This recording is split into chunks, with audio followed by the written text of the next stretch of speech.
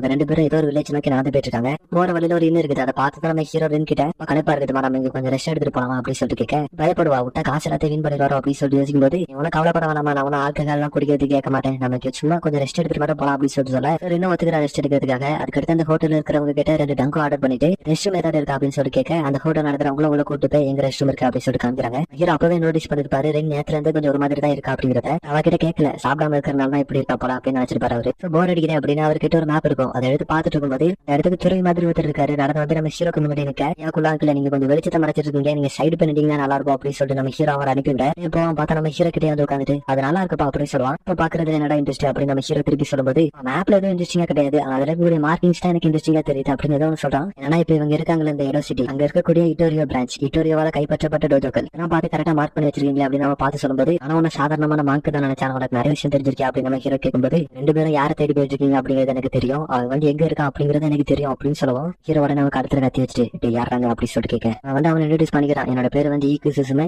இட்டோரியோல நான் ஒரு ஸ்டார்ஸ் பண்ண இருக்கேன் அப்படின்னு சொல்லும்போது, ஹீரோ வந்து கத்தியை திருப்ப எடுத்துட்டு, நான் உனக்கு ஃபர்ஸ்ட் டைம் பார்க்கும்போது நினைச்சேன் நீ வந்து ஒரு மார்க்கா இருக்க மாட்டேன் அப்படின்னு, அவன் கிட்ட இருந்து நிறைய பெட்ஸ் மேல அடிச்சது அப்படின்னு, அதாவது நிறைய பேர் அவன் கொலை பண்ணிருப்பான் அப்படின்னு தோணதான் சொல்ல, ஆனா அவனுக்கு இருக்கக்கூடிய இன்டென்ஷன் சொல்றான். ககேஷு அனாட்ச வந்து அவனை கொலை பண்ணணுமா, அவனுடைய ஆம்பிஷன், அவன் இந்த ஸ்கூலை நடத்தி கொண்டு போகக்கூடிய விதம் எல்லாமே இவருக்கு பிடிக்கதான் செஞ்சிருக்கு. புதுசா ஒரு ஸ்டைல் கொண்டு வரும்போது பழைய டோஜோக்கெல்லாம் இவங்களை பார்த்து பயப்பட ஆரம்பிச்சிட்டாங்களா. ஆனா அனாட்சால அவனோட கோலை வந்து அச்சீவ் பண்ண முடியாது. அதுக்கான காரணம் அவன் வந்து இம்மார்டல் இல்ல அப்படின்னு சொல்றாரு. சோ அவன் நம்ம ஹீரோ கிட்ட நம்ம 2 பேரும் சேர்ந்து ஒர்க் பண்ணலாமா அப்படின்னு சொல்லி கேட்க, ஹீரோக்கு புரியுது இவரை பத்தி அவனுக்கு ஏதோ தெரிஞ்சிருக்கு அப்படிங்கறதுனால, என்னோட இம்மார்டல் பாடியை பார்த்து உனக்கு ஏதாவது தெரியுமா அப்படின்னு சொல்லி கேட்பாரு. சோ நம்ம ஸ்ட்ரைக் பண்ண மகாச்சிருக்காங்க, அவன் தான் நம்ம ஹீரோ பத்தி எல்லாருக்கிட்டையும் சொல்லிருப்பான் போல. 2 பேரும் சேர்ந்து அவனை சேலஞ்ச் பண்ணணும்னா ஈஸியா வின் ஆயிடலாம், நம்ம 2 பேரும் ஒரு அசைக்க முடியாத டீமா இருப்போம் அப்படின்னு நம்ம ஹீரோ கிட்ட சொல்லும்போது, அவன் இந்த ஒரு நாள் மட்டும் உயிரோட விடுறேன், இந்த இடத்த விட்டு பேரு அப்படின்னு நம்ம ஹீரோ கிட்ட சொல்லுவோம். கிட்ட எதுவும் தப்பா கேட்ட மாதிரி இல்லையா அப்படின்னு அவன் கேட்கும்போது, அப்பதான் நம்ம ஹீரோ கிட்ட சொல்றாரு, நான் நம்ம 2 பேரும் கொலை பண்றதை ரசிச்சு பண்ணக்கூடிய ஒரு மாதிரியான ஆட்கள், ஒரு ஹையரான பொசிஷனுக்கு போனோம்னா அது வந்து ஒரு தப்பான பாதையை தான் லீட் பண்ணும், பாதை பல மக்களோட அழிவுக்கு வழிவகுக்கலாம் அப்படின்னு நம்ம ஹீரோ சொல்லும்போது, அந்த ஒரு 100 பீப்புளை கில் பண்ண கில்லர் அப்படின்னு மட்டும் நான் நினைச்சேன், ஆனா உனக்கும் கொஞ்சம் சென்ஸ் இருக்குது அப்படின்னு சொல்லிட்டு அவன் இடத்த விட்டு கிளம்பும்போது அப்படியே கிளம்பிட்டான் அப்படின்னு நம்ம ஹீரோ கிட்ட தப்பா தோண, அதே மாதிரி அவன் வண்டியில இருக்கக்கூடிய பக்கெட்ல இருந்து ஒரு கத்தி எடுத்து நம்ம ஹீரோட செஸ்ட்ல குத்துறான். மாட்டா அந்த ஹோட்டலோட ஓனர் பயந்து சாப்பாடு கீழே போறோம், இவன் ஆர்டர் பண்ண டங்கோ அப்படின்னு சொல்லிட்டு அந்த டங்கோ வந்து முதல்ல போய் பிடிப்பா.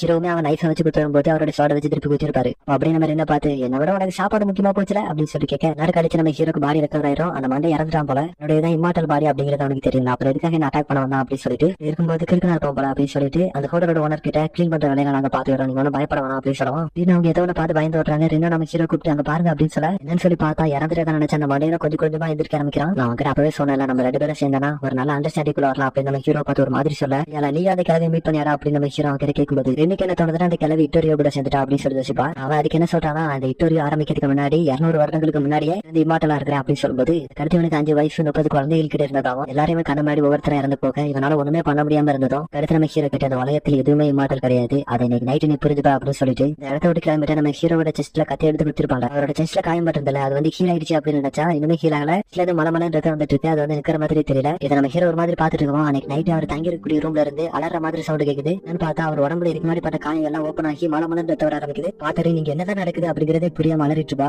சமயத்துல மாஞ்சிரின்னு பார்த்து, நீ இந்த இடத்துல இருக்காது, இந்த இடத்தோட பேரு அப்படின்னு சொல்லிட்டு காத்தும்போது, அந்த இடத்தோட போற மாதிரி இல்ல, நீ இம்மார்டல் தானே, நீங்க சாக மாட்டேன்னு என்கிட்ட சொன்னீங்க அப்படின்னு சொல்லிட்டு அலற ஆரம்பிக்கிறா. நேரம் போக போக வலி அப்படிங்கறது அதிகரிக்க ஆரம்பிக்க, அப்பதான் நம்ம ஹீரோக்கு புரியவே வருது. ஒரு சின்ன கத்தி எடுத்து நம்ம ஹீரோ குத்துனால ஏதோ பாய்ச்சல தடவை வச்சிருப்போம் போல நம்ம ஹீரோட பெட் பாக்ஸை பாதிக்கிற மாதிரி. நேரம் கழிச்சு அவருக்கு வலி அப்படிங்கிறது அதிகரிக்க ஆரம்பிக்குது. என்னன்னு பார்த்தா அவரோட ஒத்த கால் கலந்து வந்துடுறேன். கிட்ட நான் ஒரு வேலை இறந்து போயிட்டேன்னா நீ எதுவும் பண்ணணும் அப்படின்னு சொல்லி யோசிக்காத, ஒரு பாடிகார நீ ஹைர் பண்ணிக்க அப்படின்னு சொல்லுவோம். இல்ல அப்படி சொல்லாதீங்க, இந்த பாய்ச்சலை வந்து நியூட்ரலைஸ் பண்ண வேண்டியது மட்டும் தான் இப்போதைக்கு நம்ம வேலை. அசனா ஃபேமிலியோட சீக்ரெட் மெடிசன் இருக்கு அப்படின்னு அவர் காத்துல ஒரு ரிங் மாதிரியோட போட்டுப்பால, இதுல ஒரு 5 பீல்ஸ் மாதிரி எடுத்து நம்ம ஹீரோ கிட்ட கொடுத்துட்டு டாக்டரை பாத்துட்டு வரேன், அது வரைக்கும் வெயிட் பண்ணுங்க அப்படின்னு சொல்லுவோம். இப்ப டாக்டரால மட்டும் என்னமா பண்ண முடியும், நீ சும்மா வெளியே அலைஞ்சிட்டு இருக்கிறதுக்கு வெளியே அப்படின்னு சொல்லிட்டு கூப்பிட்டா அவர் சொல்றது கேட்கல. டாக்டரை கூப்பிட்டு வந்தா மட்டும் இதாட்ட பண்ண முடியும் அப்படின்னு நினைச்சிட்டு டாக்டரை கூப்பிட்டு வருவா. ஊர்லயே ஒரு டாக்டரை தேடி போய் பார்த்தா அங்க ஒரு நோட்டீஸ் இருக்கு, நேரத்துல எதுவும் இந்த ஒரு பேஷனே பார்க்க முடியாது அப்படின்ற மாதிரி அந்த நோட்டீஸ் எழுதிருக்க.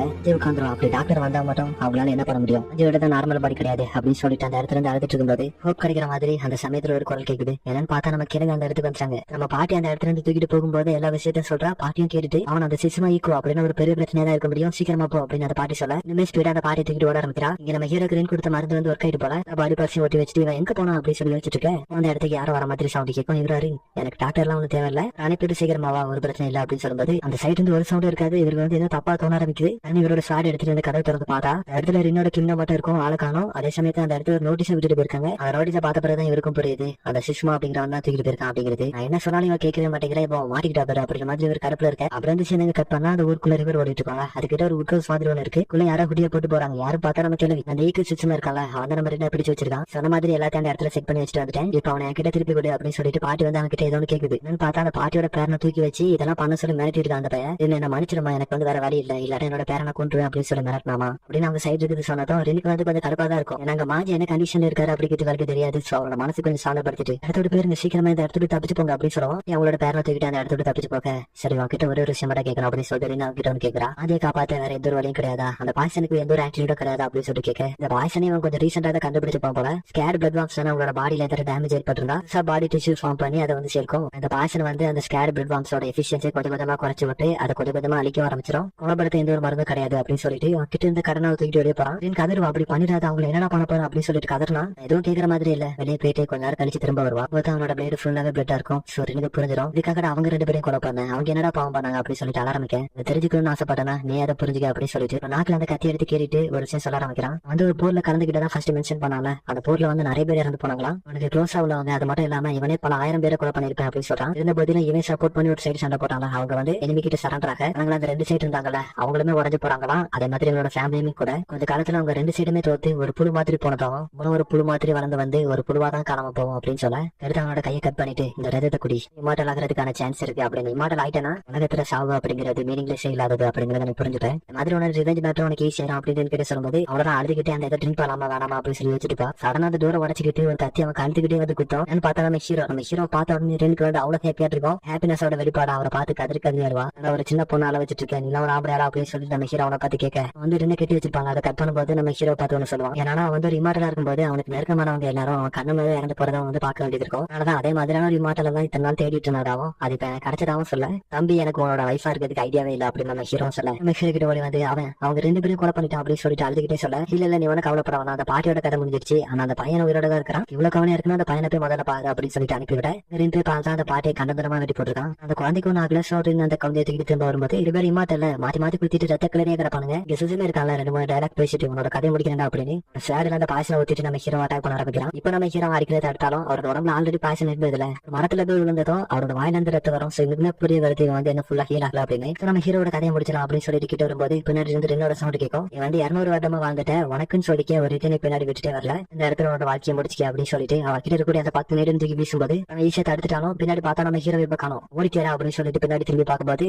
மேல இருந்து அவனோட உடம்புல கொஞ்சம் ரத்த விழுந்த மாதிரி இருக்கும். என்ன பண்ணலாம்னு வச்சுக்கிறதுக்குள்ள நம்ம ஹீரோ கீழே குதிச்சு அவனோட 10 துண்டா வெட்டி போடுறாரு. அவனோட பாடி மட்டும் இருக்கும் அதை அப்படியே மரத்தை நட்டு வச்சுட்டு செத்து போடா அப்படின்னு சொல்ல அங்க இருந்து ஓடி வருவா. நீ உங்க பாடி ரொம்ப புஷ் பண்ணிட்டீங்க அப்படின்னு மணி முதல்ல காத்துக்குள்ள இருந்து காத்தாதமா அப்படின்னு நம்ம ஹீரோ சொல்லும்போது வேற சுஷ்மா என்ன உயிரோட தான் இருக்கான் போல. அவன் வந்து ரின் கிட்ட அந்த அனார்ஸ் இருக்கான்ல என்ன 15 நாட்குள்ள இருந்து காதா அப்படிங்கிற ஒரு இடத்துக்கு போறப்படுறான் அப்படின்னு சொல்லுவான். என்னன்னு சொல்லி கேட்டா என்னால இவ்வளவுதாமா சொல்ல முடியும் அப்படின்னு சொல்லும்போது சாகிறதுக்கு முன்னாடி உங்ககிட்ட இருந்து எனக்கு ஒரே ஒரு விஷயம் மட்டும் தான் கேட்கணும். இந்த லாஸ்ட் அட்டாக்க உன்னால முடிஞ்சா என்கிட்ட தப்பிச்சிருக்க முடியும், பட் எதுக்காக பண்ணல அப்படின்னு சொல்லி கேட்டா பொண்ணு சொன்ன மாதிரி தான் எனக்கு ஒரு புழு மாதிரி வாழ்ந்து இந்த வாழ்க்கை அப்படிங்கிறது வெறுத்து போயிடுச்சு, ரொம்ப டயர்ட் ஆயிட்டேன் அப்படின்னு சொல்லிட்டு அவன் அந்த இடத்துல கண்ண மூட ரின் வந்து இவ்வளவு இதை பார்த்தால. அதனால நம்ம ஹீரோ கிட்ட ஒரு கொஸ்டின் கேட்கறா. அவருடைய கோலை ரீச் பண்றதுக்கு முன்னாடி நம்ம சாகிறது ரொம்ப கொடூரமானதா இல்ல நம்மளால அந்த கோலை ரீச் பண்ணவே முடியாது அப்படிங்கறது தெரிஞ்சு வாழ்றது ரொம்ப கொடூரமானதா அப்படின்னு சொல்லி ஒரு கொஸ்டின் கேட்க நீ சாகிற வரைக்கும் உனக்கு தெரியாதுமா அப்படிங்கிற ஒரு பதிலோட இந்த எபிசோட இந்த இடத்துல உண்டாகுது.